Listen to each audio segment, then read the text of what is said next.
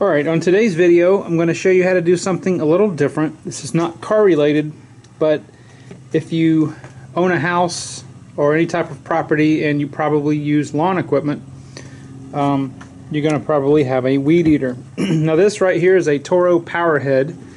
It allows me to put different attachments on here, such as the string trimmer. You can also put an edger on there.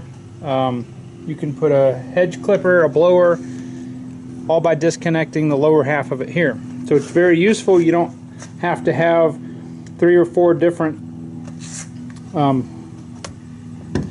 engines. You just have one and it switches. Now, the problem that I'm having on this one is the grommet right here at the fuel tank is leaking. Let me see if I can get it to, you can see it's, I don't know if you'll be able to see it or not, but it is leaking fuel.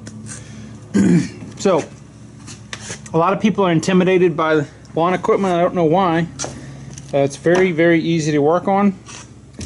So the parts that I've got here today, I'm going to go ahead and replace the 2 lines, the tank grommet, and the filter that's inside the tank. So the first thing we're going to do is, and let me just say before I go any further, this is a Toro brand. Whether it's a Stihl, Husqvarna, Echo, Ryobi, this is all going to be basically the same. And this will apply to blowers too. So I'm going to remove the air filter assembly, or the cover, and then it's got the small foam air filter there. I'm just going to pull that out. I've already cleaned that. Now here's your throttle assembly,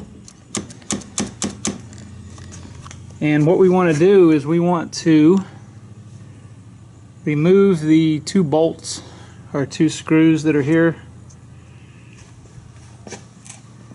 and we want to take note. We've got 2 different size lines. Alright, we want to take note of which line goes to which. The diameters are different. One is a larger line, one is a thinner line. Let me try to reposition the camera so I'm not pointing into the light, and I'll be right back. Alright, so I'm going to go ahead and remove these 2 screws.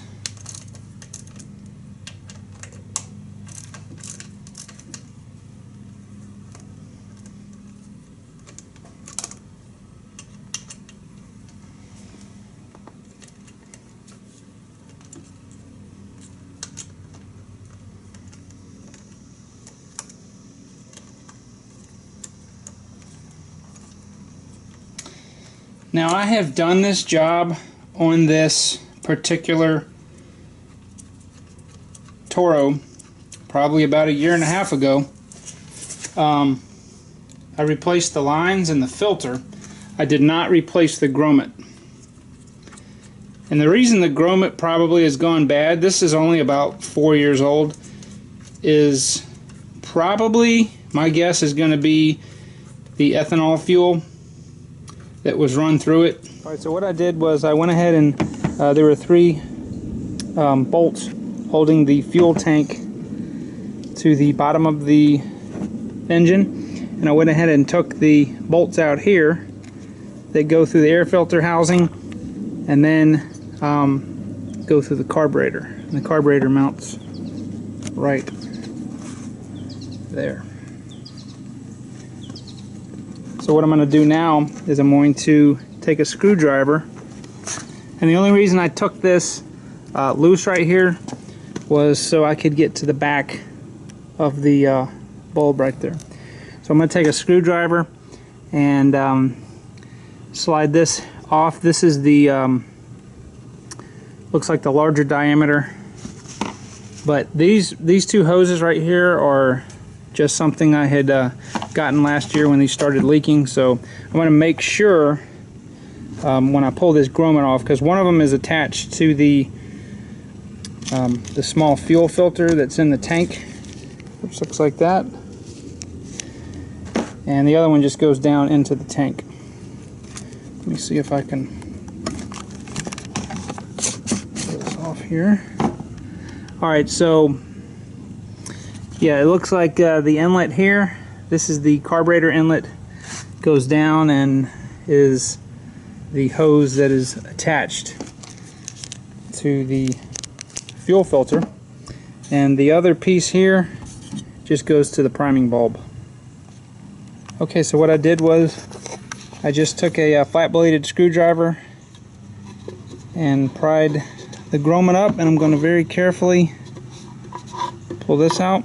So now the fuel tank is loose. I'll set that aside, and then I'm going to go ahead and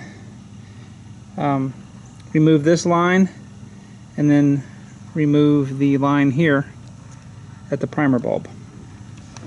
Alright, so I've got both hoses and the grommet.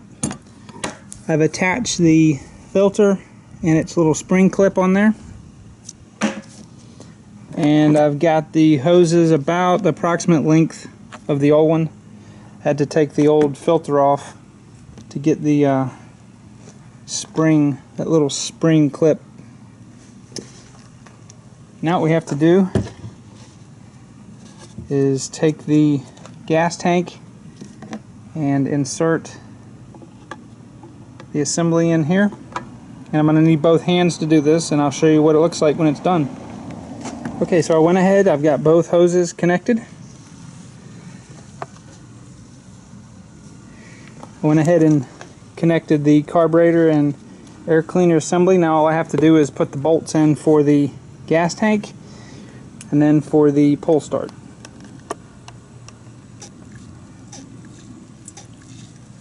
Okay, I can tell by priming that we don't have any air leaks at all.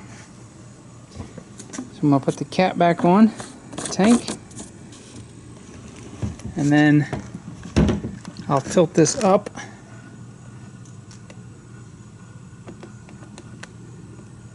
No leaks at the grommet. That's exactly what we wanted.